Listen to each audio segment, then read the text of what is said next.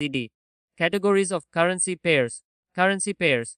A currency pair is the combination of two national currencies for trading on the foreign exchange (FX) market. Each currency will have its own exchange rate on which the trade will be based. Regardless of whether a trader is selling, buying, or trading, currency pairs will be used in all Forex transactions. Categories of currency pairs. Pairs of currencies fall into the following categories. Major pairs.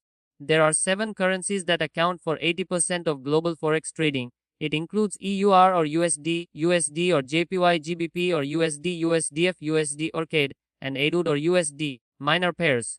Generally traded against other major currencies rather than the US dollar, these are less frequently traded. This includes EUR or GBP, EUR or CHF, and GBP or JPY. Exotics. The value of a major currency against that of a small or emerging economy. These include USD or PLN, US dollar vs Polish zloty, GBP or Mexican sterling vs Mexican peso, and EUR or CZK. Regional pairs.